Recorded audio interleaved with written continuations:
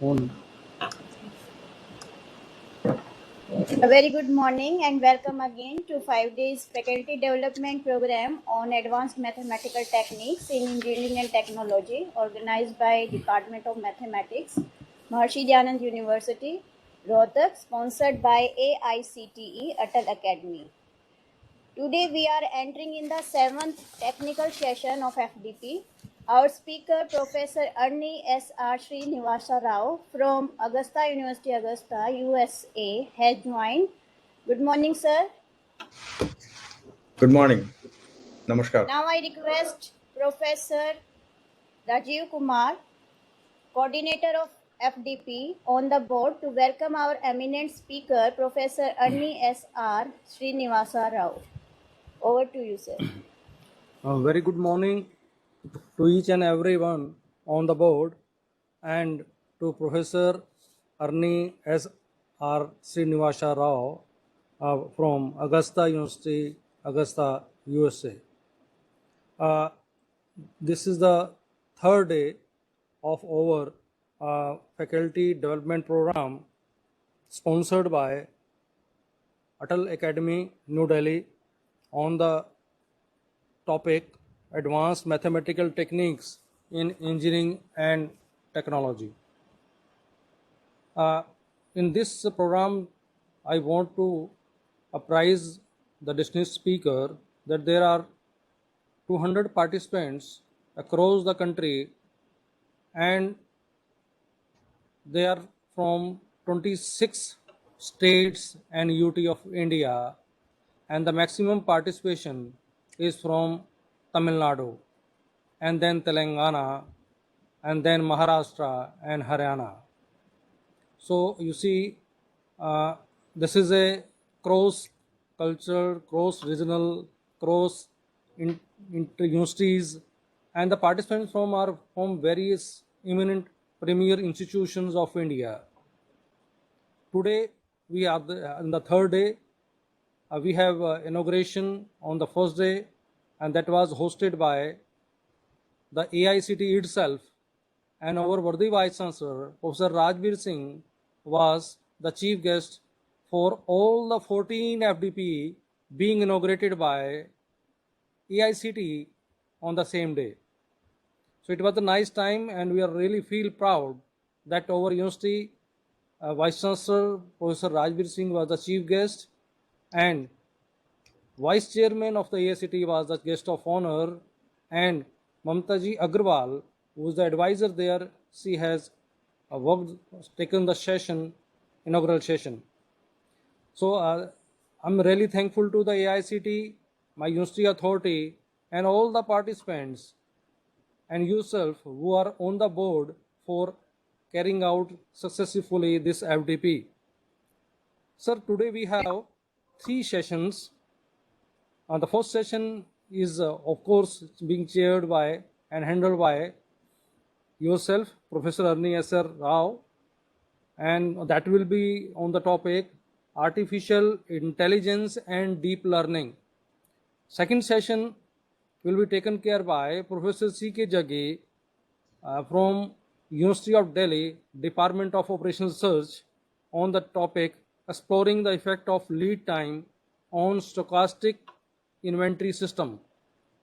And the last post-lunch session, that will be on stochastic modeling and performance analysis of intelligent systems, and that will be handled by Professor Madhu Jain from IIT Roorkee. So today we are having a variety of speakers from different institutions, and in fact today is also the National Statistics Day, so that is also another feather for the day, and you are all persons from statistics and OR on the board. So I, from the core of my heart, I welcome you, sir, on this session.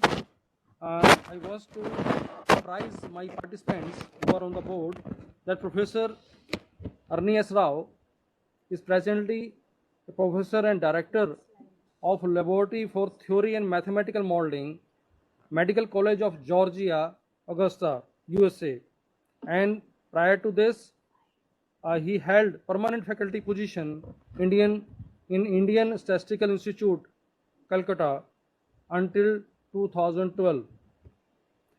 He conducted research and taught several premier institutions like ISI, Indian Institute of Science, University of Oxford, and the University of Guelph. He taught courses on variety of areas: real analysis, complex analysis, differential equation, mathematical biology, demography, and stochastic processes. Professor Rao works on have worked on blockchain technology with hybrid modeling on apological policies, and chicken walk models are widely discussed in their practical values. Rao's other noted contribution include multi-level contour complex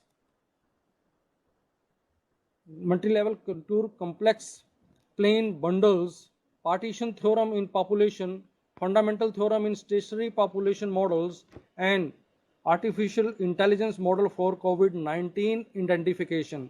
So I want to prize that during the COVID-19 pandemic situation, Professor Rao has worked very hard on the COVID-19 spread cases, and he has a lot of contribution as a research publication during this period also, and he was also board given online lectures in various agencies, and that was hosted by various agencies in India. Dr. Rao's work inspired for Arogya Setu app that was also launched by Government of India, and many other such mobile-based applications. So we are really thankful to Professor S.R.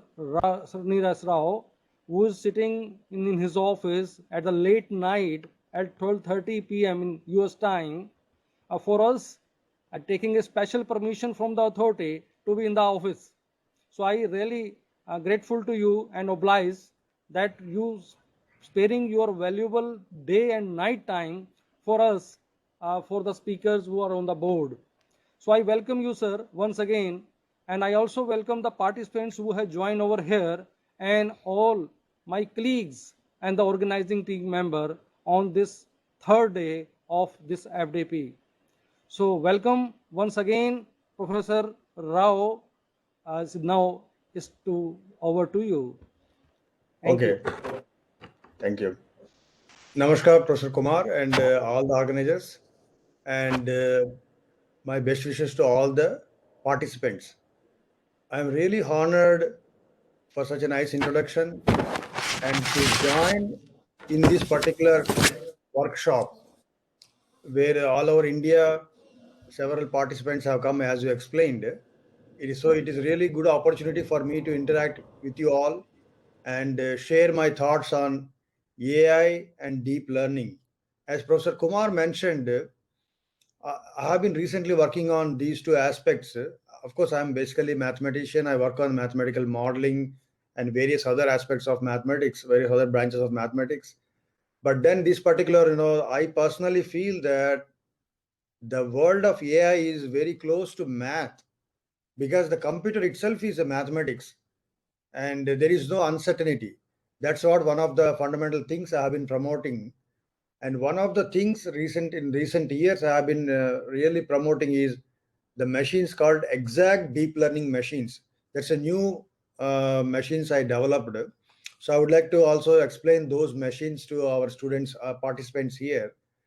And then I will also, with a little bit of theory and then two examples, both are theoretical examples I will provide. So in that sense, this gives me very good opportunity. I'm really honored to be part of this AICTE. I want to thank Professor Kumar and Professor Mehra again, both the coordinators, and I thank them for all their hard work. And during the talk, feel free to stop me anytime it is not clear. It is okay to it is okay to go slow, and then just raise your hand or send your message and through the chat box so that I can someone can more coordinator can alert me if there is any question. So or raise your hand, whatever it is possible. Raise your hand in the there is a hand raising button. So feel free to stop me, and I'm going to start my talk soon.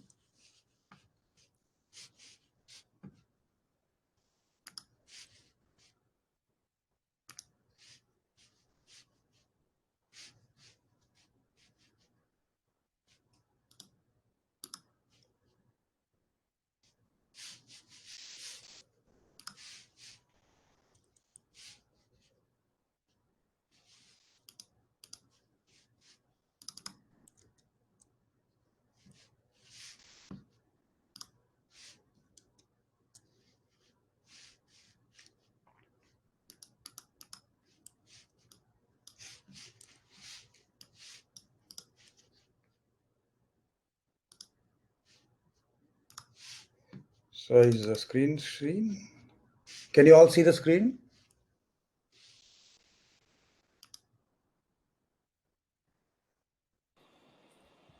It is visible now. So my screen is being shared? Yeah, sure. It is shared. Okay, thank you. So how do I, just a minute. I can see very beautiful slide, both in Hindi Great. and English. Yeah, thank you. Yeah, for a few slides I'll explain in Hindi also. So Okay, I nice. bilingual. I love all the several languages of India. I can speak 5 different languages in India. Yeah. This is a great because the new education policy also promotes all the languages. So Yeah, given that information, sorry. exactly. National Education Policy 2020 Yes, encourages multilingual situation education. So you exactly. are already working in this direction. Thank you. So the just title, Machinome Krutrima Buddhimatta. Krutrima Buddhimatta means artificial intelligence. Tata deep learning. Deep learning, there is deep learning is a technical word, so it's a deep learning only. So deep is not English translation there. So this is my title of the talk, and the outline. If you see the Rupreka, that's artificial intelligence. I speak about the artificial intelligence in the beginning, and then I will proceed to the deep learning.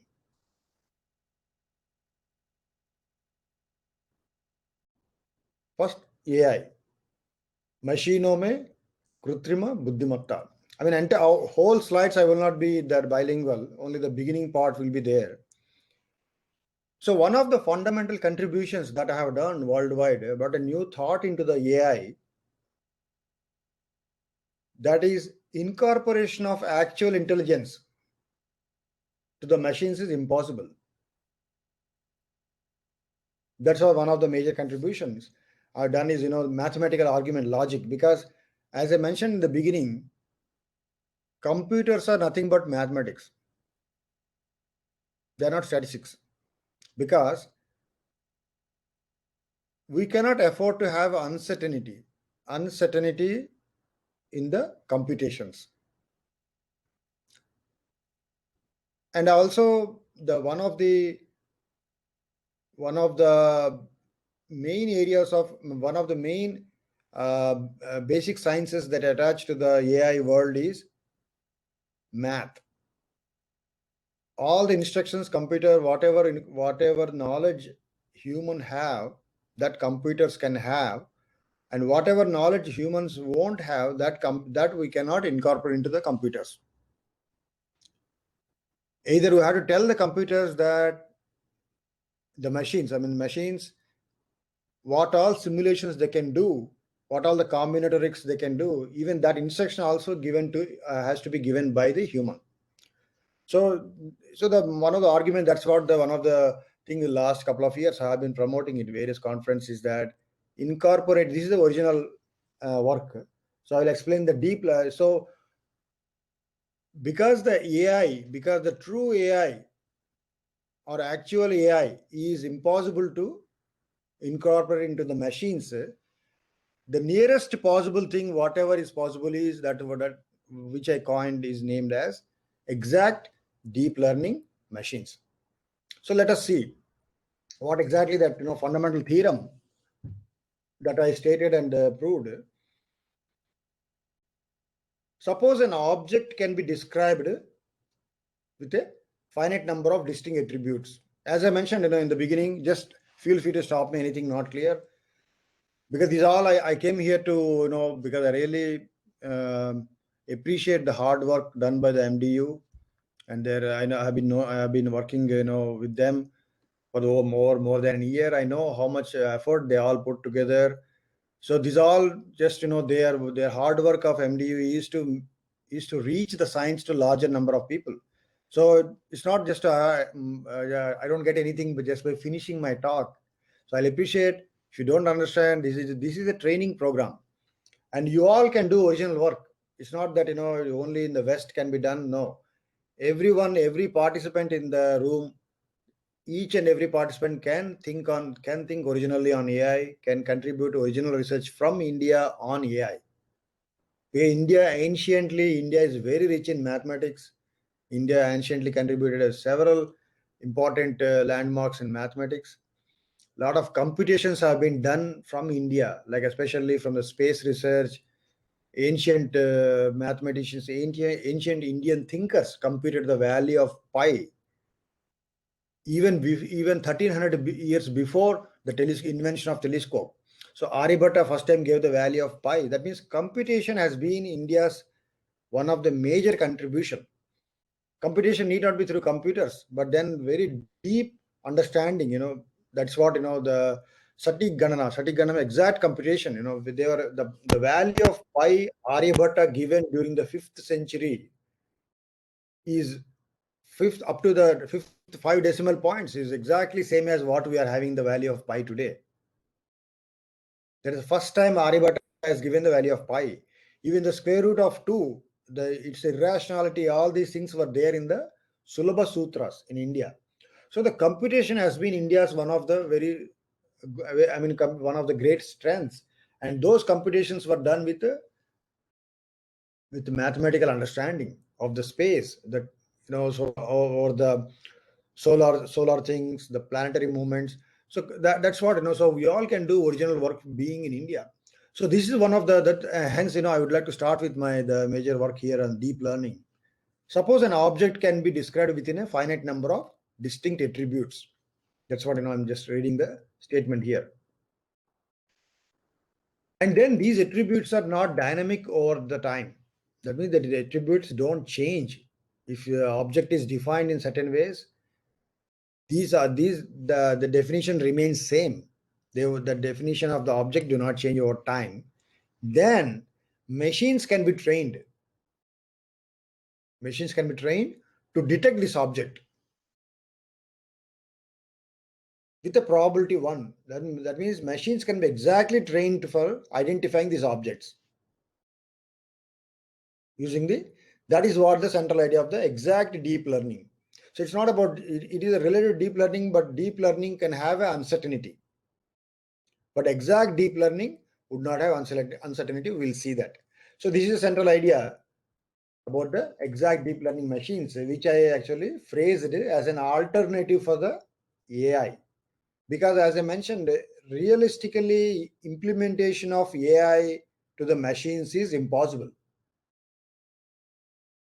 Although it has been thought, over various decades of research I have done, people think that one day the machines can start thinking themselves, but it is not possible. We'll see. During the end of the talk, you'll also realize how that is possible. So if you see the idea, suppose an object O, any object, I called it O, is uniquely described exactly by so many attributes, say y1, y2, ya. These are many attributes. Suppose an object is described by these attributes. Here, attributes means they describe properties, they describe the object.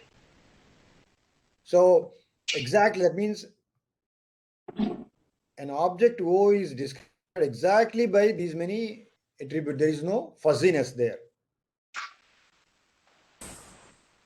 Then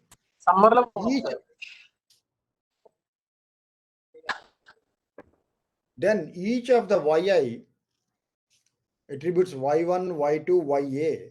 So each attribute yj, j equal to 1 to a, chooses exactly one of the pre-decided values c1, c2, cj. So each attribute picks some value. They are pre-decided. Because object, when we define object, we have to, because computers don't understand anything fuzziness. We have to be exactly told what to do. So we have to have pre-decided values for each of these attributes, C1, C2, Cj. So Yj, choose exactly one of the values C1, C2, Cj. That means Y1 exactly chooses some value, Y2 some values. Similarly, Ya, C1, C2, Ca. So Y1, Y1 is defined as, Y1 can pick up value 1, 2, 3 up to C1. One, the attribute number 1, it will be 0, 1, presence or absence. Each value is presence or absence that will have. Y1 will pick any of these values C1. Similarly, Y2 will have 1, 2, 3 up to C2, and so on, Ya. So these Ya, all the A attributes we have, these all A attributes are defined. So they all describe the object. They all well defined to the computer. They all will be properly defined and properly informed to the computer. So I will call that as a YC, a vector YC. Now the suppose machine is fed with the information triplets. That is O, the object information, AY means the attributes. These all attributes I call AY, and YC is set of all these values. Exactly one of the pre-decided values. So this information is fed into the machine. So the number of all possible permutations, are C1, C2 dot Ca, product of that. So that means object O could be defined with a combination of all the possible combinations of C1, C2, the product, these many numbers, product of 1 to A, Cj. So C1, C2, C2, whatever the number, that number. So that many ways this particular object O can be described. So that means that could be very large number. There could be several objects of O in the universe. All have to be exactly defined, well defined to the computer. And then let omega be the set of all objects. Suppose now we define, in the first phase, we defined O very well, thoroughly. And then that O, there could be millions or whatever the large number of such objects in the universe. Now, how do the machine detects any given object is introduced to the computer? Computer will tell whether that particular object is O or not. So let omega be set of all objects in the universe that can be classified as O. There are, we don't know which are those objects, but there may be, suppose omega be set of all the objects. Set of all the objects in the universe that can be classified as O. And computer do not know them, but there are some omega, that is finite number of objects. Then the cardinality size of the set, omega, is less than or equal to the product, C1, C2, Ca. Or omega could be greater than the product. That means all the objects in the universe are less than all the permutations of C1, C2, Ca, where there are the number of values. Y1 is described in C1 ways, Y2 in C2 ways, Ya in Ca ways. So this mod omega, that means cardinality, this cardinality of the set is less than or equal to C1, C2, Ca, or cardinality is bigger than. There is no other option. Either they have to be the less than or equal to the product, or greater than the cardinality of omega, the size cardinality means size of the omega. You can call size also, not a problem. So that many objects are there. So that many objects in the universe, this object size could be greater than that or less than that. Now pick an object, say LF. I just picked this symbol LF. So you pick an object. There are many in the universe. There are some. So you arbitrarily pick an object, your choice, any object you pick, and introduce that to the machine. So machine's job is to tell that whether that object you picked, I called it LF, ALEF, LF, this symbol LF. So is LF belongs to omega or not? That's your job. Based on the information already fed into the computer. Now, the attributes of this LF belong to the triplet, what we discussed in the previous slide, or they can be, or they may not be, the attributes of LF does not belong to. They belong to or does not belong to the. There are only two options. So it belongs to if the LF belongs to this particular, because they are all well defined, the machine will detect LF as a object O, one of the objects of O, or LF does not belong to this triplet. So that's how, that means this exact. There is no uncertainty involved here, as we'll see in the next slide. So advantages here. Advantages of this, I gave a gist of the exact deep learning machines. This is a new machine I coined because actual AI is not possible. मशीनों में कृत्रिम बुद्धिमत्ता शामिल करना असंभव है. So no uncertainty.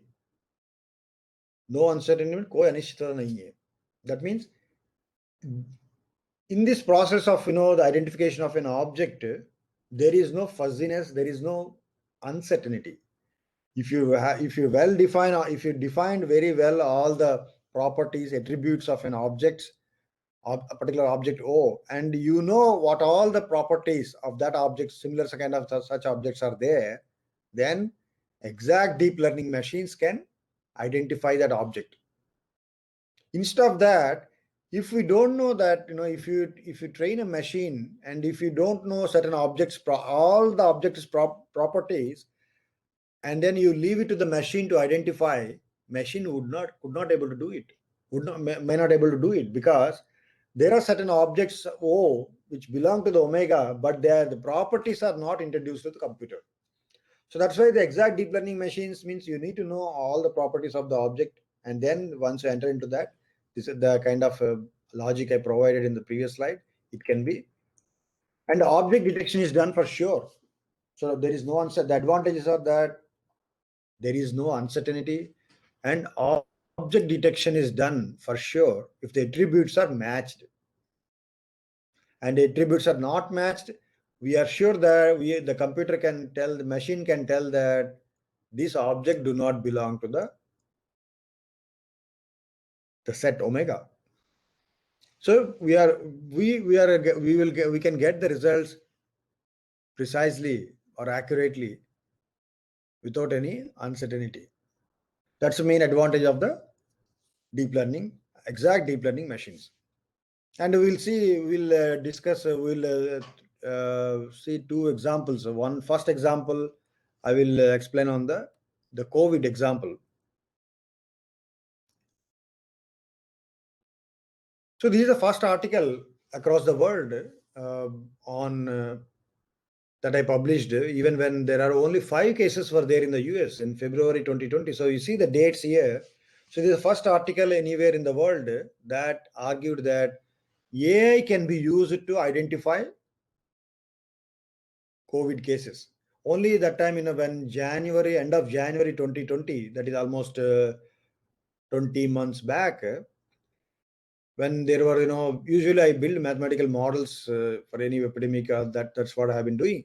And then when coronavirus came up, and I thought that here the information available is so less.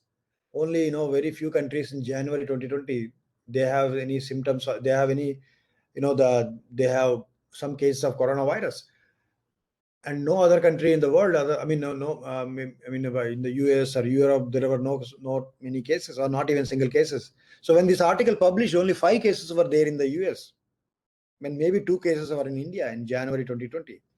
2 identified cases. There may be cases we don't know, but identification, the testing done. So I thought that AI can simplify the job of identification of coronavirus through a mobile-based apps, so that the individuals can go to the hospital and get tested. Only those individuals who have at high risk. Then I published this article.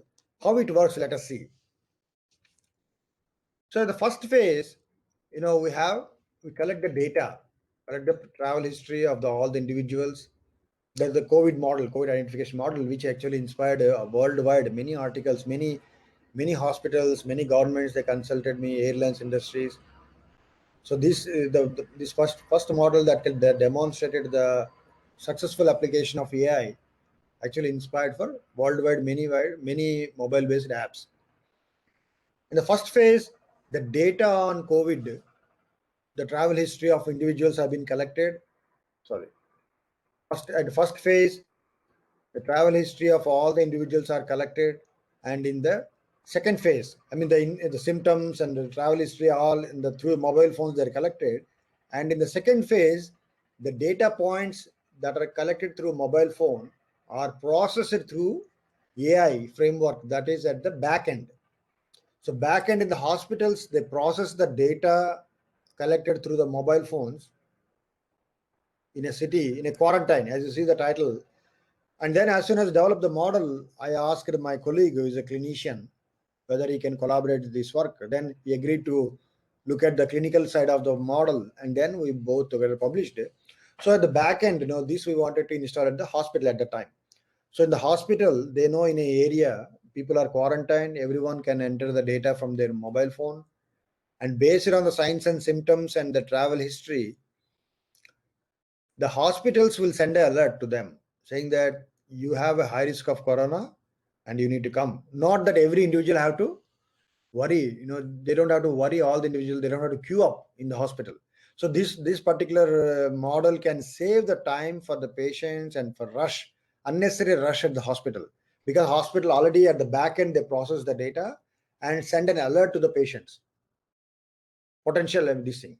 So if you see the functioning of the model, in the first phase, this is geographical area. This is geographical area, and we have, suppose that these dotted lines indicates one house, and the circles are the households, individuals in a house. So this is the area, one house, this is another house, and so on. There's a number of individuals living in the area. Each one have the mobile phone, either through individual mobile phones or a home-based mobile phone. They enter the data, and you see once some of them here in the second phase, the blue color indicates that they have responded to the survey, and yellow color indicates they have not responded to the survey. Because need not that suppose we receive a mobile phone alert, we may not respond. That means you have individuals there. Some of them have not responded. These yellow color dots indicate that they have not responded to the survey. The blue color dot indicates that they have responded to the survey.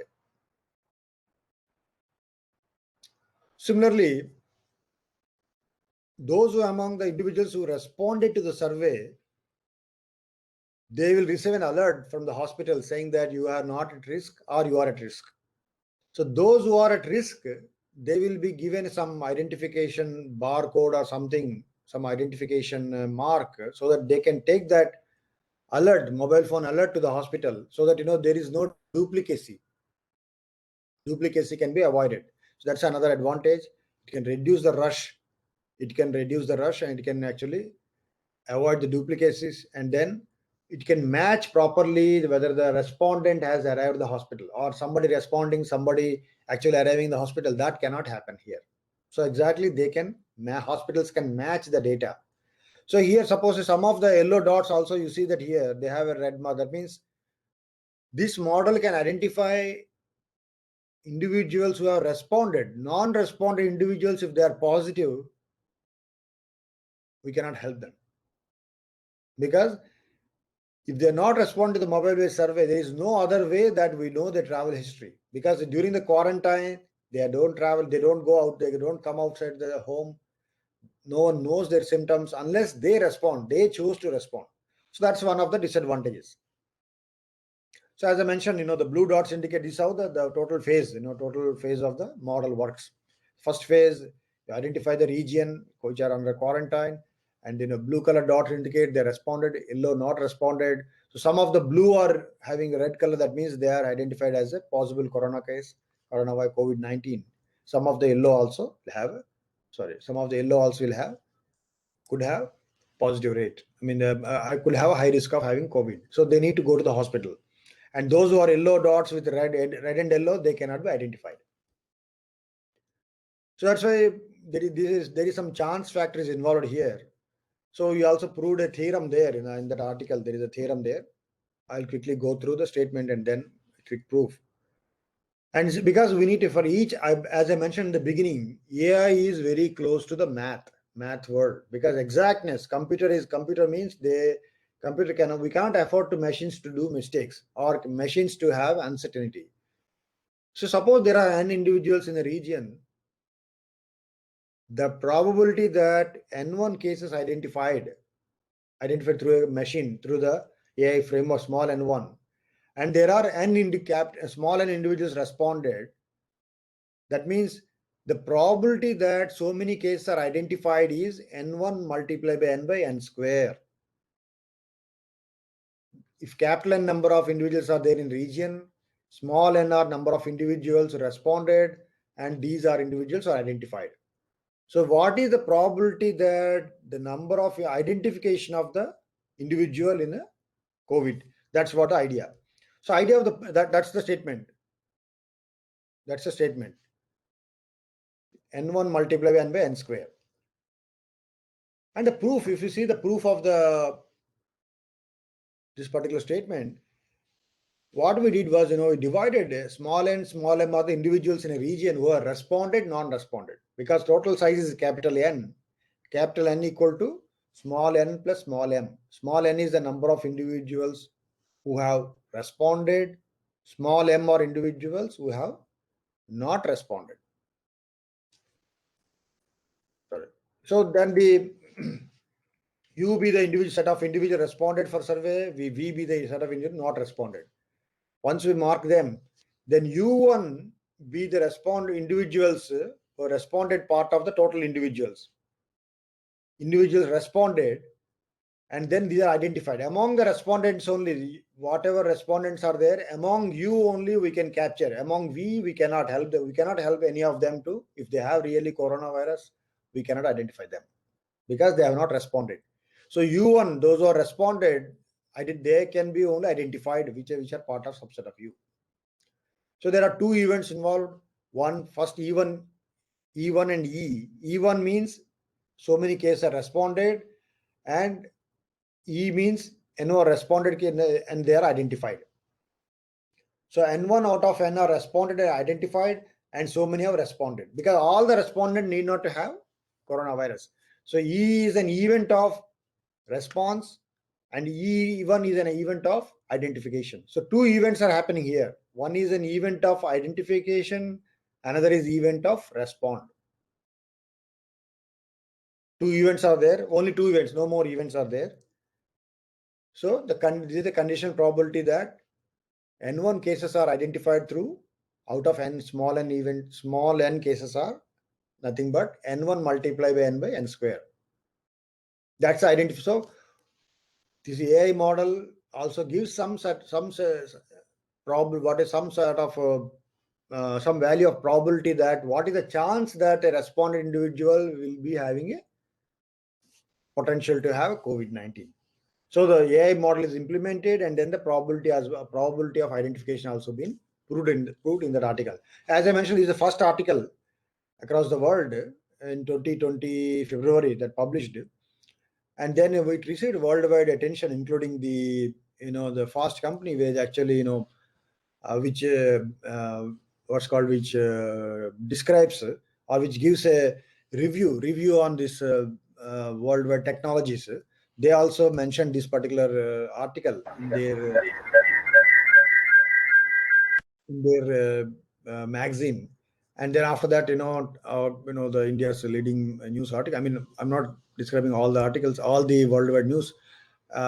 India's leading English newspaper, which also, and also several regional media also covered this particular article. That's the first AI model. So they also, Times of India and the various other scientific writers also wrote about that. And Innovators magazine, the investments, about the manufacturing industry, their magazines also Sorry to covered disturb that. you. Yes, ma'am. Participants are saying that show your previous slide, previous slide.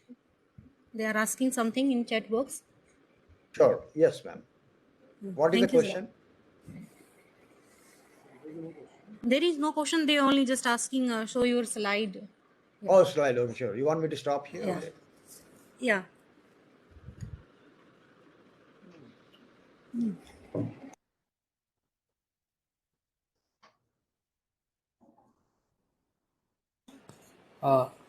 Yes, Professor Rao, Yes, sir. in the chat, so there was a request to just show the previous slides, and we are requesting you to just show previous slides. I think they might be noting it, and you continue with the thing after showing the slides. Sure. I think they are asking for the slide number 12, 13, 14, and thereafter you can move now. What is Yes. UI? That's okay.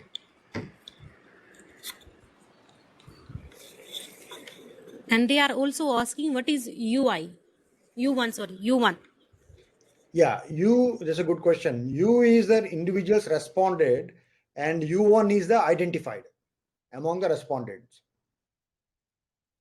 So these many individuals are having identified to have a coronavirus, and these are the individuals who have responded, because every respondent need not have a coronavirus.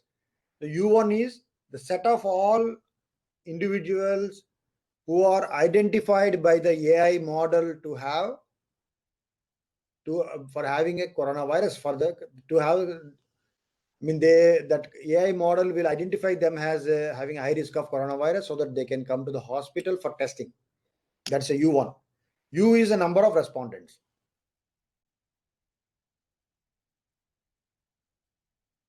That's why U1 subset of U.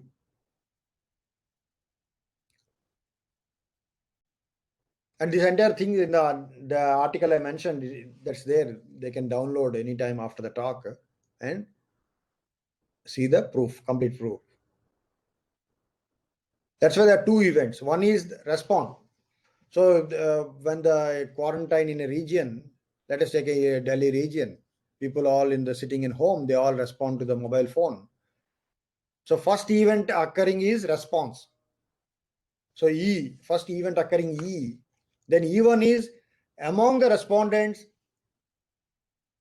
identified. Our computer identifies them as having a high risk of COVID.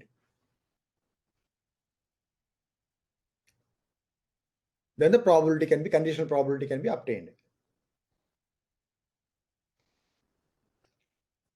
Yeah. As I mentioned, several worldwide, including the regional languages, Chinese, Mexican, all over world, various languages, they written a story about this particular article. And then worldwide, as I mentioned, it has created a kind of, the AI, because people are sitting at home and they need to know what is everyone, we all recollect, if you 20 months ago, a lot of confusion was there. So then this particular article published, and then that attracted that actually showed a solution how we can use the AI framework for identification of the COVID.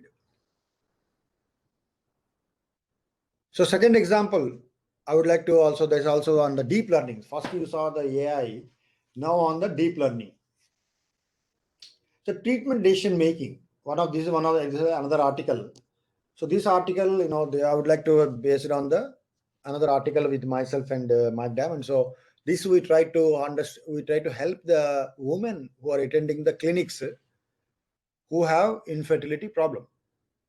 So this particular article also for practically implementable. This is a theoretical article again, but because as I mentioned, AI needs lot of theory, and that theory need to be translated into the reality. So Mike Diamond, my colleague, my co-author, he's a gynecologist. He's a professor in gynecology. As in the first article, my co-author was a professor in the medicine, and me and him worked for COVID. Now me and he collaborator worked for this model. Although we should demonstrate for the women attending clinic for treatment options. Treatment of, as you see the title, deep learning of, this is the title of the article, deep learning of Markov model based machines for determination of better treatment option decisions for infertile women. That means there are a lot of infertility women who come to the clinic for a treatment, and they spend a lot of money, thousands of dollars. They spend at least $10,000 for treatment, but there is no guarantee that they will be conceived. The little background, clinical background.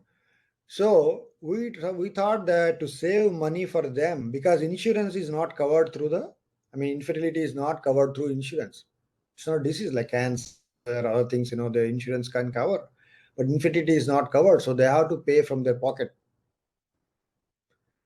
So to save their something, this is national issue, to how to save their money, or because even after spending $10,000, there is no chance that treatments would work on them. So deep learning of the data can help them to understand, can help them to take a decision on whether to spend money or not. Because there is no chance of them having conceiving, there is no need for them to spend money. So based on the treatment option, that's also came in 2020. But this work did not because of the COVID, we could not able to implement in the ground, because everything changed by the time we published it. But then they still valid. People would like to infiltrate clinics. They would like to. I consulted by the many other clinicians, many other hospitals, how to implement this work for their various other treatments like a fracture or the bone injuries. Many places, what kind of treatments where there is a decision making is there among the list of treatments. This method can be implemented. So now I will explain the theoretical aspects of this model. So overview, as I explained, first, I will highlight the machine learning approaches and AI-based decisions. So we believe that this will increase this particular method increases the clinical care in the hospital settings and clinical care disciplines where there is a large number of data are there. That data, the doctors cannot remember. All over world. Suppose a woman sitting in somewhere remote part of the remote part of India having infertility problem, and that woman migrates to some city in Bombay, and we don't know the genetic factors of that particular woman sitting in somewhere remotely. So all this information the doctors need not have to memorize.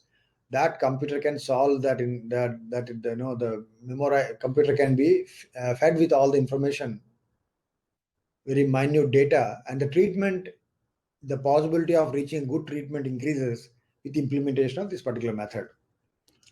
And then, as I mentioned, I will provide example for the infertility treatment. So infertility means, well defined, that a woman cannot conceive even after a certain time period. So we developed an algorithm called MLA-FTO. That's a machine learning algorithm for fertility treatment outcomes. That algorithm, so I'll explain the algorithm now. The overall idea is that, machines are equipped with parameters. For the first phase, the machine, the machine have to be told what all the parameters, as in the previous case, the attributes there, because that's a logical model, attributes. But here, parameter values, all the parameter values of the, the infertility, the data that from the large population level data, whatever data we collect, that data we need to estimate the parameters, all the stats. That part I'm not discussing now. That's not been the deep learning part. The statistical parameter estimations, all these things, that that's a different way, different aspect out of scope for this particular talk here. So once you have the data on particular large number of data or parameters on large number of data, that data, that parameters can be trained to the machine. And then, after that, this algorithm will, when a new woman walks to the clinic, the machine will take the data from that woman and then matches that data with the already the machine, trained data of the machine. These two are matched by the machine. So these parameters, the related to the probability of conception, and then delivery of baby, what is the chance of delivering a baby. So the woman, whenever woman walks to the clinic, where the first phase, the woman data will be collected by the machine, by the doctor, and matches by the machine. And then instantly the woman will be provided with what is the chance that a woman will go through treatment A, what is the chance of conception, treatment B, what is the chance of conception, and what is the chance of delivering a baby. All this information will be instantly provided. So that what kind of data? The data collected are clinical variables like duration of the infertility, how long woman, and then information on the earlier treatments, if any depression, anxiety, all data is being collected. And then as a demographic data like age, gender, of course, women on age, and the level of education, other things are being taken care, like husband details, everything will be collected, and genetic information, prior history, all the data will be collected. And the structure of data, if you see that, all the data, clinical data, they are well structured, their computer need to be well informed about all the data, clinical data. What are the clinical variables? K clinical variables, L maybe demographic variables, genetic variables, other variables, all the data, and the treatment options. What are the treatment options? Like as I mentioned in the previously here, treatment options. IVF means in vitro fertilization. In vitro fertilization is a treatment given for infertility women. So anything, the purpose, as I mentioned, theoretically, India has done really wonderful job of AI, but now the AI, the mission, AI need to reach the population. So that's why we all need to think, all the participants, some of, participants are very senior, some of the junior faculty, some of the students, PhD level, all of you need to, you all can think that how the technology, whatever the things you have, you all have to be theoretically sound anyway, but then that need to reach the actual population. Because the thing, that is an extra point, that is, any developed nation, if you see, they are not just good in the theory. Only theoretically good, you won't be developed nation. Theoretical knowledge need to translate into the reality. That means the translation, our people in India need to benefit out of our science and technology. That's why AI models, whenever we develop, now it's a government of India also released the AI policy. So all this, I want to request all of each of you, you all can do wonderful job, but then make sure that, that reaches, you don't stop at the publication level, you have to reach it to the population. That means, that means we need to be very, very thorough about the data. What exactly the data, and what is the data we are going to use the data for understanding the parameters and how to train the machine. So that's how, these are all classifications we have to do before you start a project. So you first take all the patient characteristics if you're doing a hospital data, then a treatment options, and third phase is pregnancy outcomes. There are two outcomes: conception, yes, no, and live birth, based on the millions of data. So this particular deep learning method for on the infertility women, it can actually, this article also attracted a lot of media attention that time when we published it, so that the woman can actually avail the AI. The hospitals can avail the AI knowledge to reduce the time to understand the global data, because a lot of migration can happen. A woman, particular geographical area, can migrate to some other area, but the treatment has to be given according to the woman's background, not for that local area where she is living currently. So that AI can identify the location of woman, everything, and then start giving treatment. So now let us see the deep learning. I will just give a brief idea about the deep learning versus the machine learning. I will also thoroughly discuss again. The lot of slides are there now to discuss thoroughly the theory behind this new algorithm. So deep learning updates, what happens is the difference. If you see the subtle difference, deep learning versus machine learning. In the deep learning, the past information, whatever the treatment options are given in this case particularly, are continuously updated. Whereas the machine learning part, the parameters are based on the data. Once you collect the data on millions of sample data, large sample data, using the data, we try to estimate the parameters. And that parameters are already fed into the machine. And machine detects whether parameters are matching or not matching. But in the case of deep learning, the treatment effects are continuously updated, and then the hospitals are given feedback based on the instantaneous feedback. As I mentioned, new data, whenever new data becomes available, machines cannot update themselves. So again, human intervention, human need to analyze the data and then enter the parameters into the computer, update each time machine need to be updated. So whether the data is changing or not changing, that's again human intervention is needed. So that's how the deep learning works, continuous update. But computer, that's what supervised learning versus unsupervised learning. So computer need to be told when to stop learning. If it learns unnecessarily, keep on learning based on the information, computer can, the deep learning can acquire unnecessary information and implement on the patients, which we don't want. That's why they need to be told again. So human intervention is needed at each and every step there. So as I mentioned, there are two subtle differences between the deep learning versus machine learning in this particular example. So this particular algorithm, machine learning for the fertility treatment outcome, will predict the chance of conceiving and delivering a new couple who have come to the infertility clinic.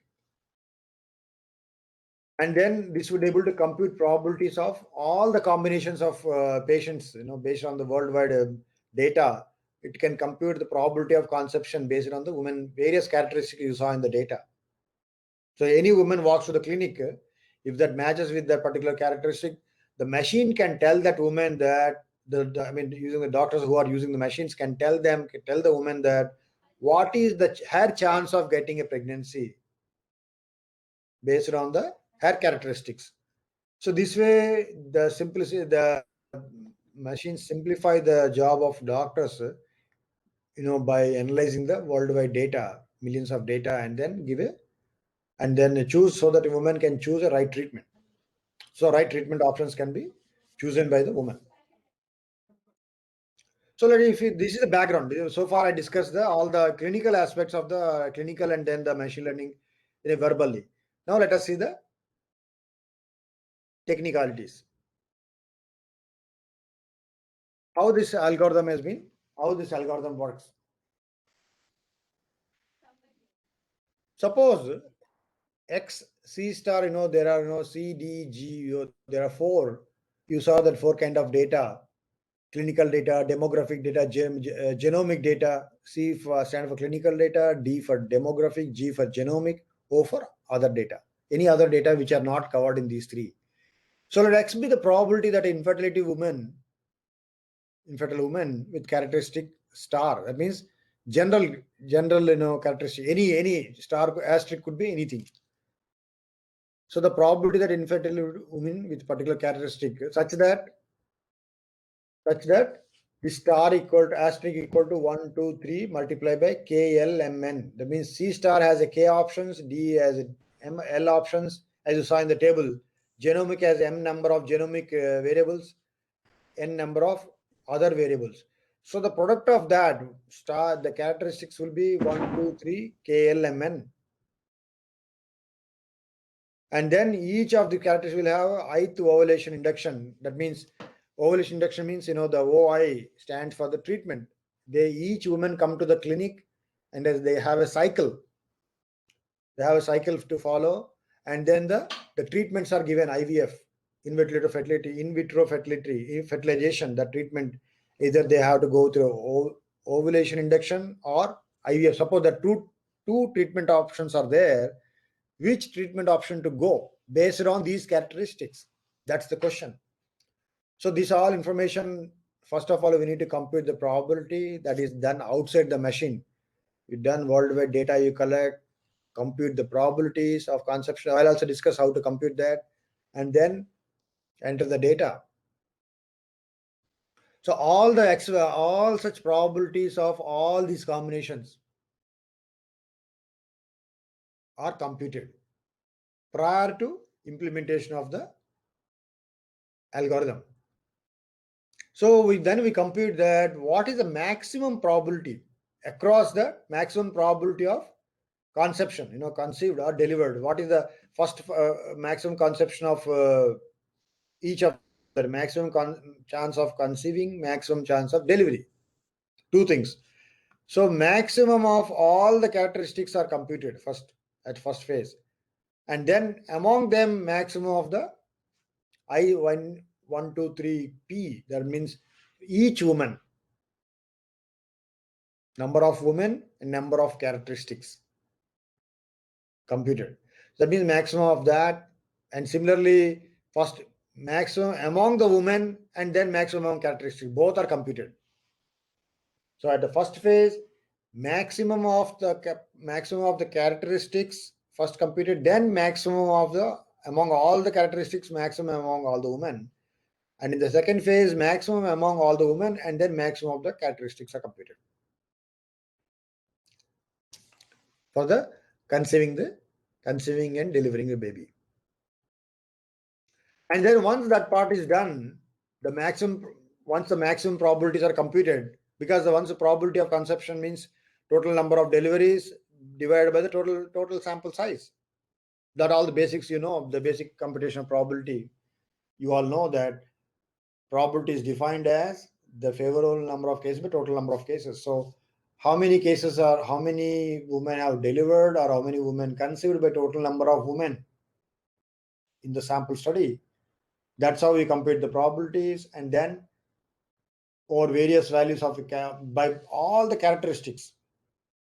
So each characteristic is taken care, and all the characteristics are across all the characteristics. What is the probability of conception is being computed? Like based on the demographic data, based on the clinical data, based on genomic data, all combined together,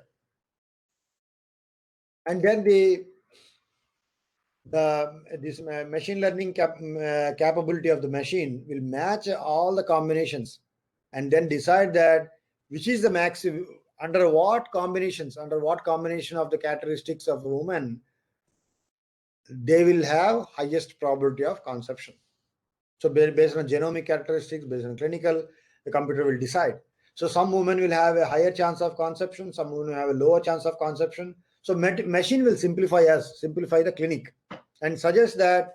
So and then machine will suggest that the probability of conceiving and delivering a live birth based on the new couple. When a new couple walks to the clinic, computer already computed all these things. Machine already have trained to understand all these past data of the millions of women who have similar characteristics, and then this machine will decide which particular characteristics this particular woman has.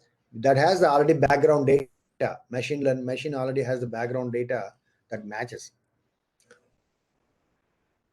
And next we'll see that computing problem. As I mentioned, this is based on the Markov based models.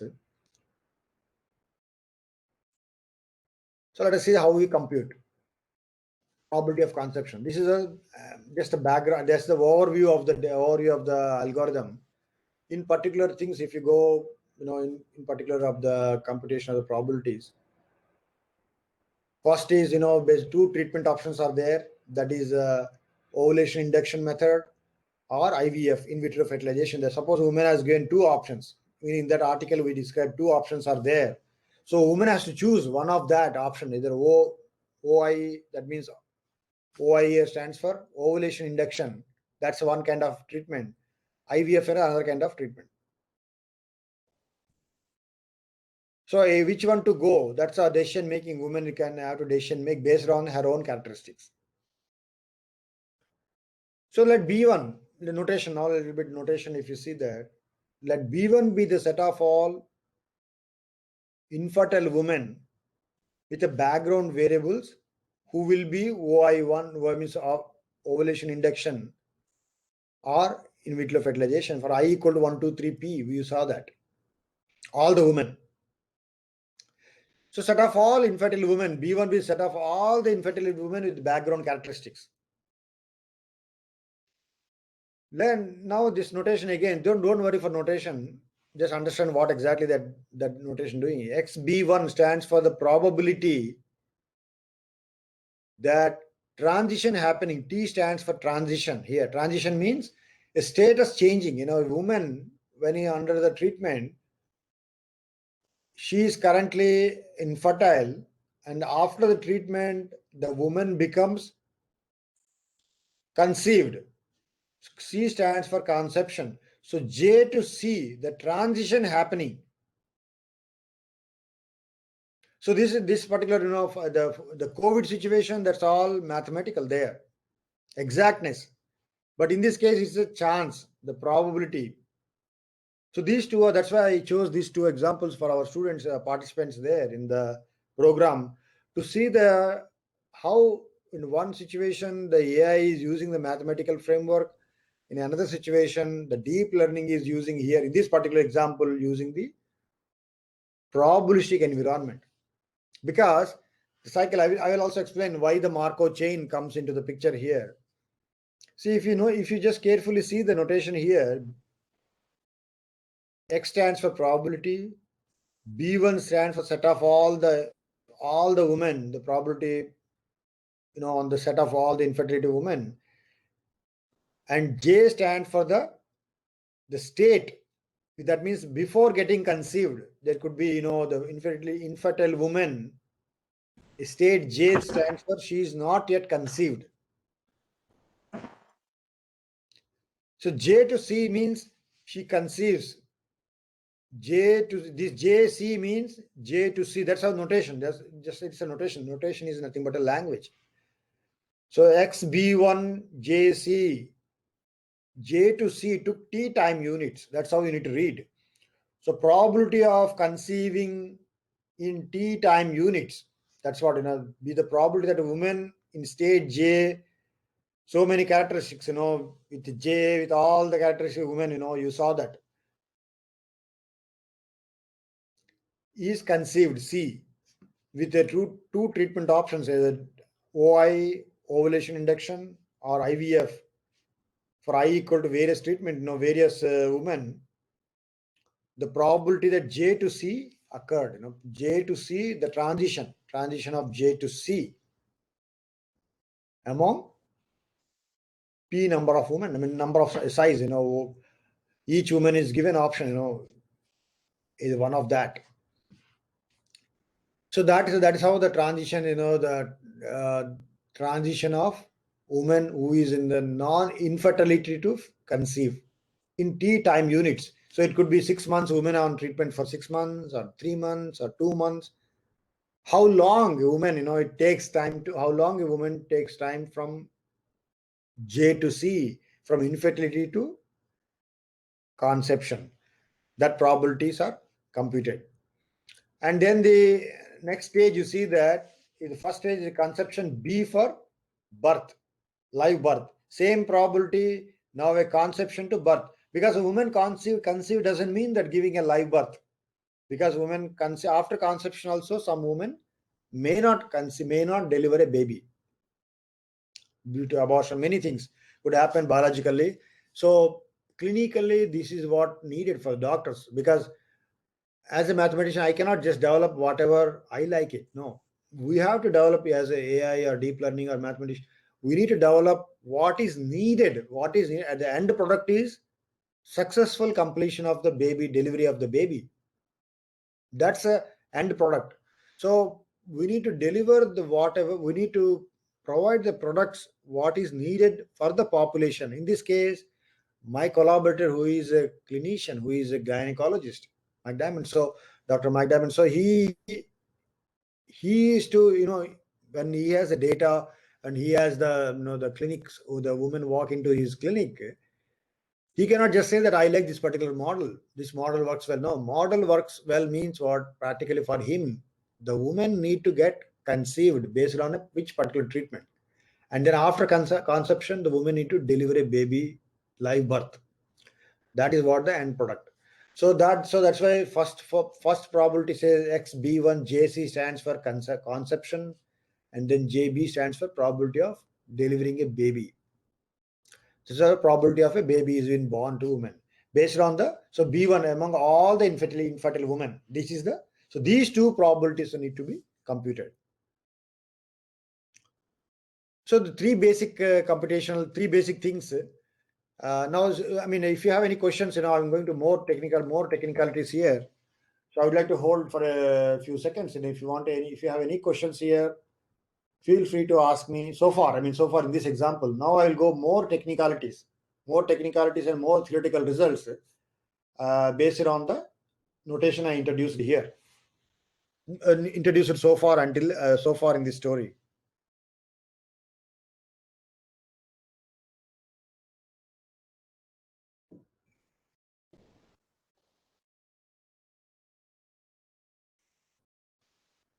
So far, just a quick recap on the deep learning part. So far, we discussed the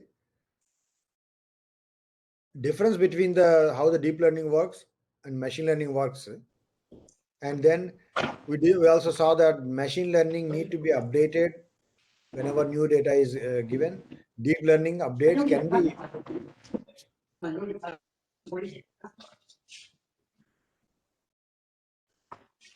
deep learning can update the data continuously. We can make the machines to understand.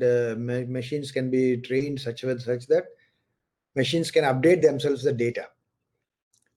And then we define two fundamental probabilities here. One is the probability of conception among all the infertile women, and then probability of delivering a live birth.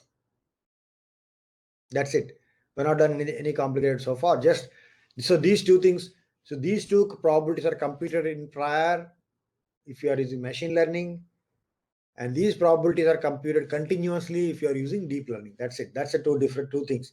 So deep learning understands the data continuously, updates the data continuously, and then informs the doctor or informs the clinician at the clinic.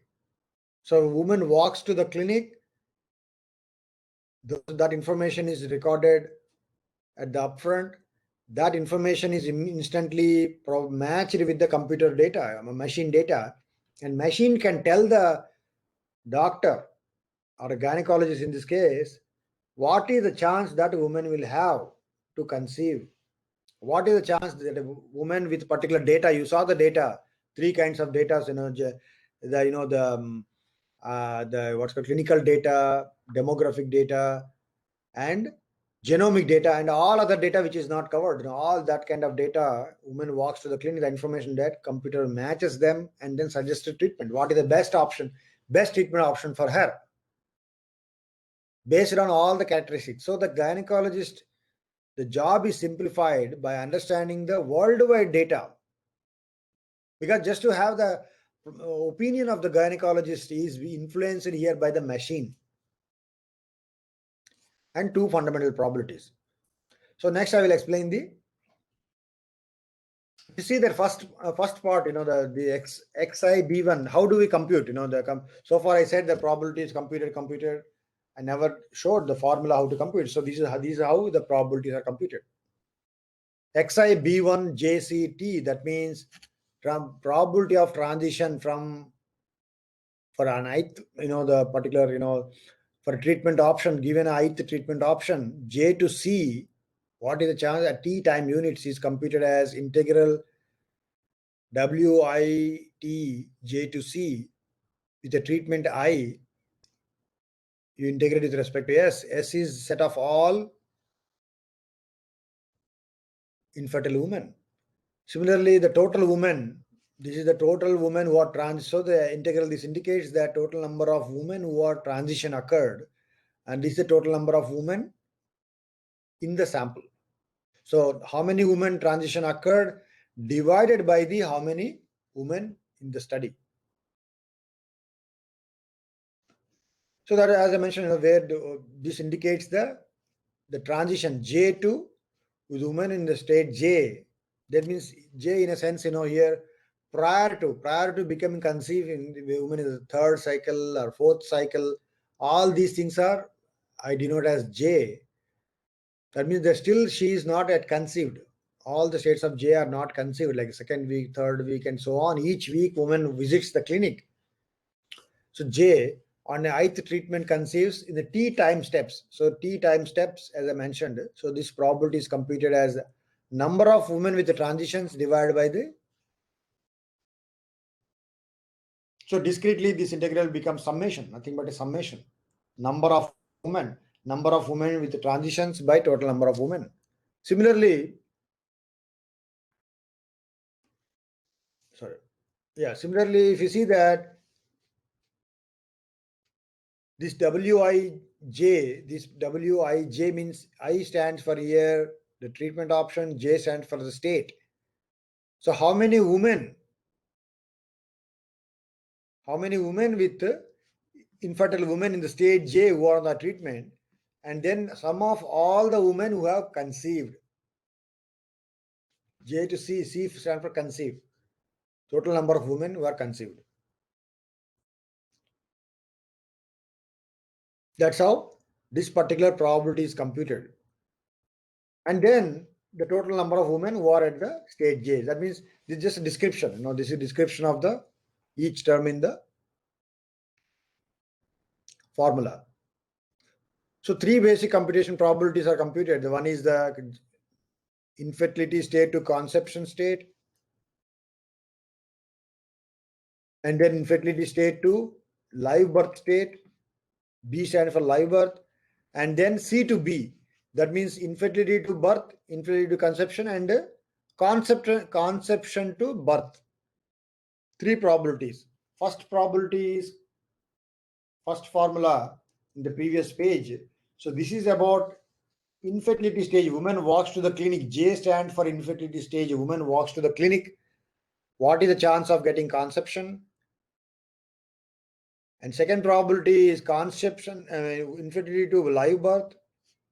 And third probability is conception to live birth. Three probabilities are computed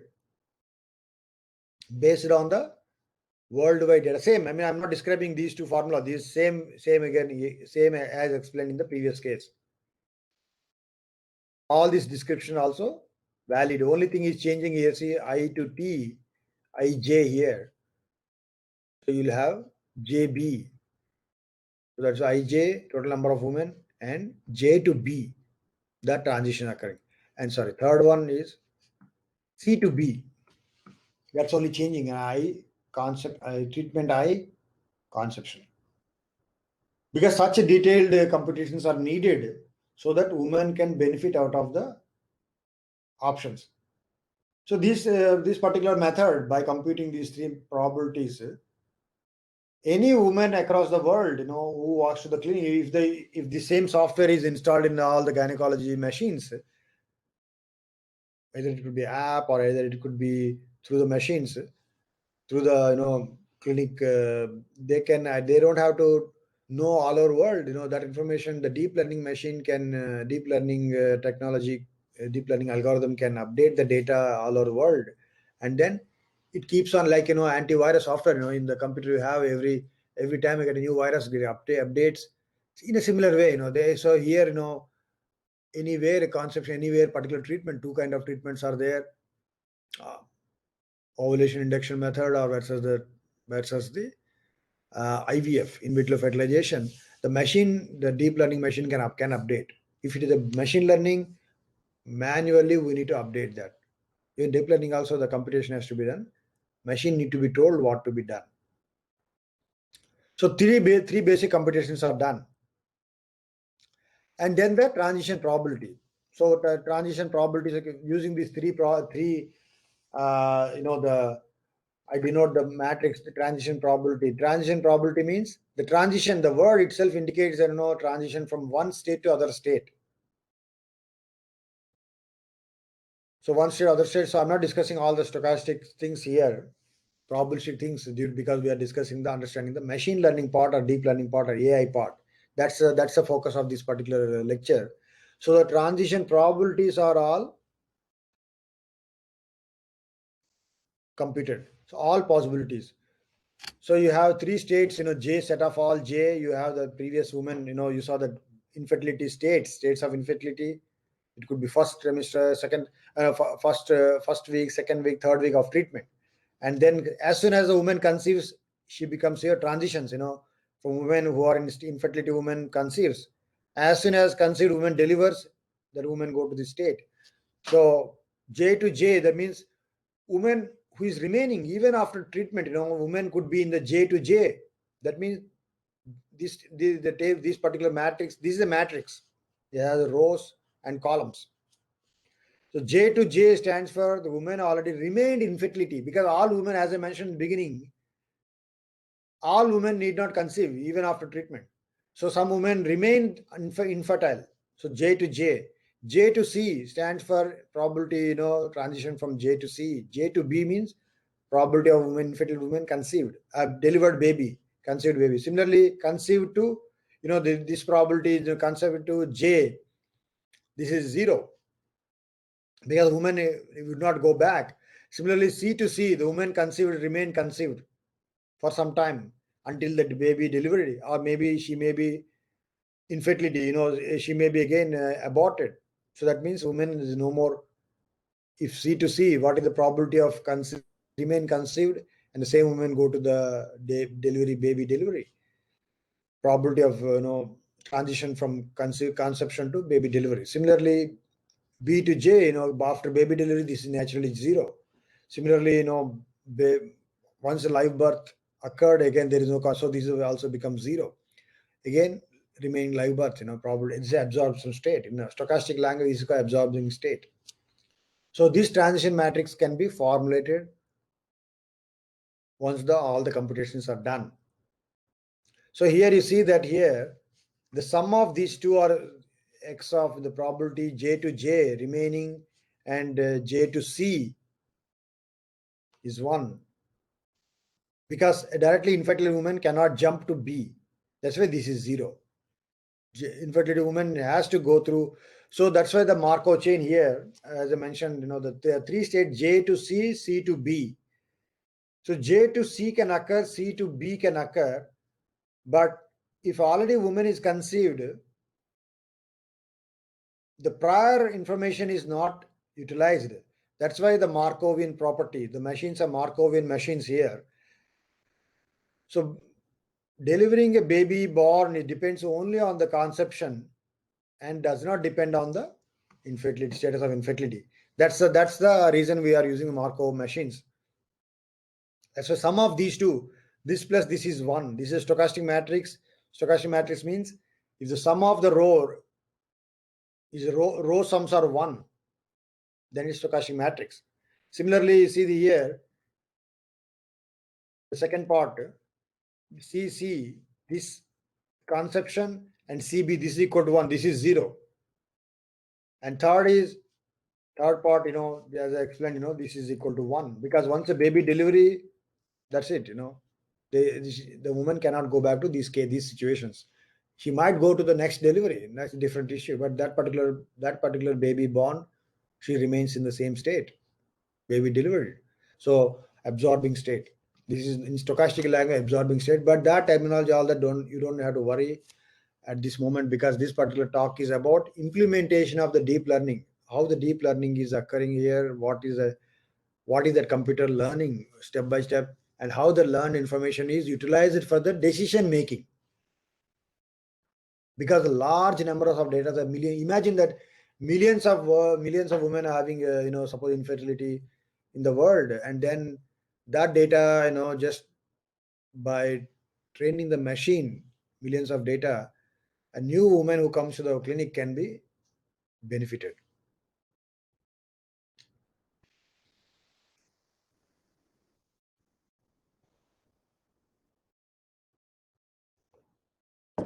So as I explained, the last, that note not needed as I already described, because they are all zeros. All the which are values zeros I described already. Those are, so that's a note there. So this same matrix, it can be repeated for all sort of women. That's why earlier I put here B1. B1 is a one particular set of infertile women. Now all combinations, all worldwide that's why the machines are needed here, because we want to improve the treatment. We want to increase the optimum treatment, best treatment options for the woman. So B1 is just one set of characteristics, one combination of characteristics I called B1. Now all such combinations of B star, B asterisk, all combinations of women, that data can be computed based on the formula I mentioned. We can compute the probabilities, we can compute the transients, and then that information, this entire stuff can be fed into the machines. So that machine, and then that becomes a software. And when a new woman walks to the clinic, this software data, whatever the information that is computed based on the millions of infertility women data and their conception history, their baby delivery history, can be utilized. So then just a small technical things here. What happens is, these women we treat, the assumption is that various states of infertility women, they are all disjoint. That means if a woman having any particular characteristics, let me go to this particular here. Yeah, if you see here, the characteristics here, various kinds of data, with the various demography, the data, how complicated data it is. But for computer, although it is complicated, it has well defined, so there is no fuzziness. So these all information, a particular combination is called B1, another combination B2. All such combinations of women based on the characteristics can be built here. So these all makes a disjoint set. That's what I meant by here. Sorry. So these all becomes a disjoint. Each combination, it becomes a disjoint, and then so all the women union of all the disjoint sets will be the total number of women in the study. That's what it is. Total number of women, that can be divided into the women with the particular characteristics there. So treatment 1, the state, treatment 2, treatment 3, and all the treatment P treatment options. So all the treatment options are, divided. So these form a disjoint set, and the intersection of that will be empty, because the also that means these particular each and every combination that is possible, we can distinguish them. We can make the computer understand that also software, we can be written in the software, each and everything that is different. One woman is different than other woman based on her age, based on her demographic, based on her genomic data, based on her other clinical symptoms, our prior history. All these can be distinguished, all these can be entered separately, so that these all disjoint sets, union of that will be total number of women. So these details, the clinician may not remember. It's very difficult. The millions of data, it's very difficult to remember. So the computer, the deep learning, or if it is a continuous updation, deep learning, if it is a term-wise updation, machine learning, this can save the time of a clinician. So what are the limitations? Let us understand the limitation, because when we have that, we need to also understand the limitations of the study.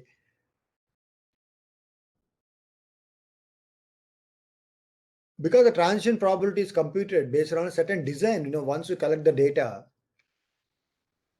we can only base it on that particular, because unless the woman comes to clinic, you don't have the data on her, isn't it?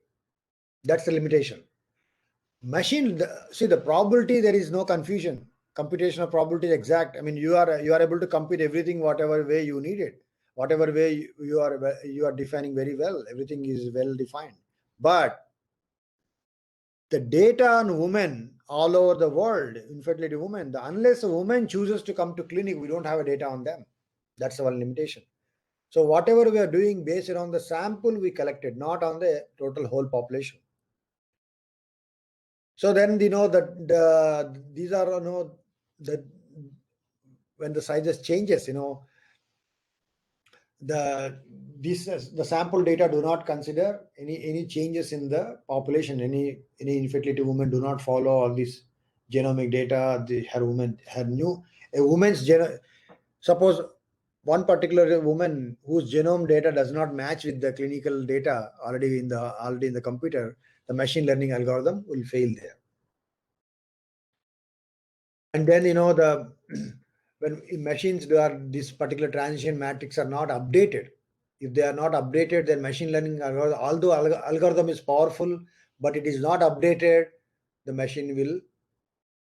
particular algorithm may not be working for that particular woman for the best treatment option. So there's a limitation with the limitation. Next, we will see that how the maximum probabilities are computed. Once the maximum value, each fraction this is one probability, this is one probability. You see that here, this is B1, this is B2. So each characteristics of the woman, the maximum, these are all combinations. You saw that, K, L, M, N, the product K multiplied by L multiplied by M multiplied by N, based on the C, D, G, O. That means C stands for clinical, O stands for D stands for demographic, G stands for genomic, or others. And B1 stands for one particular combination of all these various values of C, D, G, O. One combination, second combination, third combination, and so on. K, L, M, N combinations. And maximum among that, so maximum probabilities are computed. And here, as we discussed, this integral is nothing but the union of all the women. They're all disjoint. These women are disjoint, you see, because B1 is different from B2, B2 different from B3, and so on. So the idea is that the maximum probabilities can be conceived. So this is important. That's what we are doing. The machines can simplify this. This a lot of this could be KL, depending on all these things. KLM and the product will be very large number. So machine simplifies us by computing in prior. Now let us see that deep learning, how, as we saw the differences there in the beginning. Now we'll see how a deep learning performs differently than a machine learning in this particular algorithm. So machine works, as I mentioned, how the treatment, the idea is here, the machine learning in Sorry particular. to disturb you, sir. Yes, please. Yes, time is 11:30. So please try to wind up within 2 minutes. Sure. Okay. Thank you, sir. Yeah, sure. So what I'll do, the main crux already we learned, and so deep learning, the decision making. If you see second point here, the second deep learning, the decision making process, treatment options. All the options are given to the in prior all the informations are entered in the machine learning. And deep learning, as I mentioned in the beginning, it continuously updates the data. And they predetermine whether and then continuation of the whatever you're learning on the machine need to be updated. And then the main advantage of machine learning is in this particular data, machines can be trained in prior, and then they can be left. If the data is not changing, machine learning will be quicker than deep learning, because deep learning, every time it updates the whole data, so you have a lot of time is spent on the deep learning. Although if there is no need to change, if there is no need to update and use deep learning, you are wasting your time. If there is no need to update and using machine learning, you are saving your time.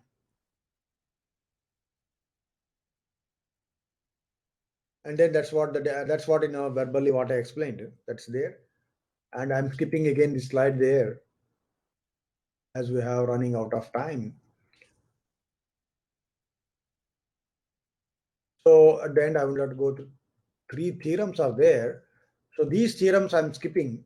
Anyway, the slides will be given to the organizers, and you are free to collect from slides from them. So three theorems are there, about the machine learning.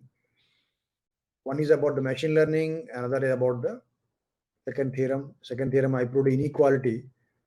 This will give for a continuous updation about how this inequality works when there is a deep learning is there. These are all technicalities, as a mathematicians applying for the technology. As I mentioned in the beginning, the theory need to be very sound, because machines, the implementation part is that comes at the end, and the theory is not sound. Although the implementation, the software, everything is, computers are very high end computers, but then the inside theory is not properly done. The implementation will be not will not be perfect. So I would like to skip that. Third, I have slide anyway, since there is no time. And I would like to mention that I'm going to start because India is now 75 years of independence, and we have to have our own research. We have to have our own. When we expect the youngsters to do world class research, India do not have any world class journal in computer science, which can worldwide people would like to come and see. So I'm going to start with the support from all over India, various places I received. I'm going to launch a new journal called Journal of Exact Computation, and I would like to share with the organizer, Professor Rajiv Kumar, and then later we'll discuss. And this is for this journal will be run at a world class level for original works from India and across the world, but it will be started from India. I'll be leading the journal during the 75 years of Azadi. Thanks a lot. So we'll have any Thank you. question answers now, or we'll not have any questions? Yeah, any question from the participant?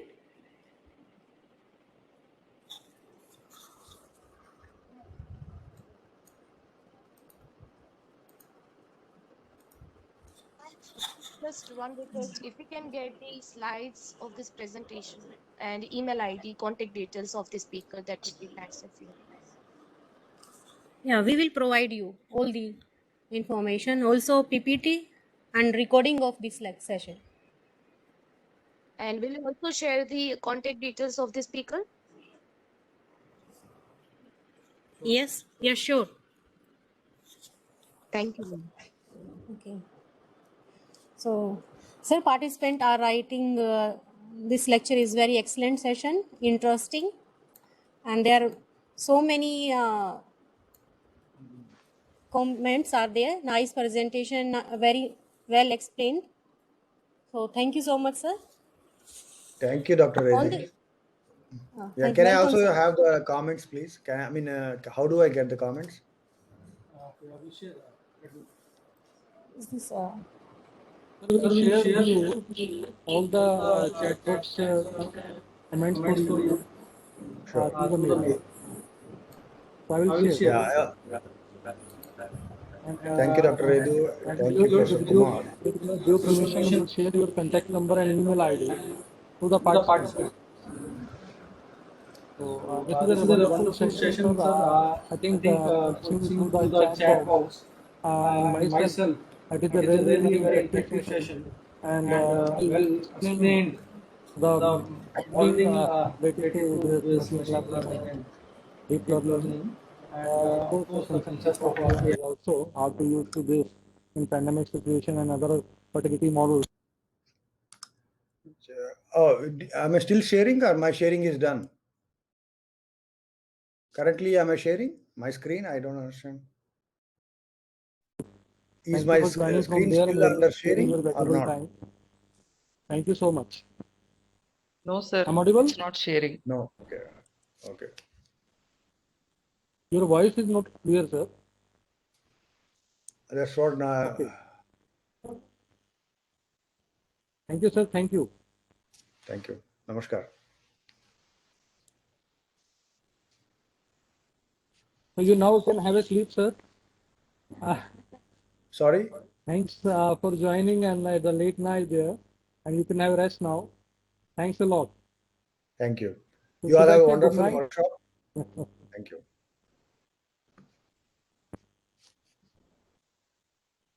Okay, sir.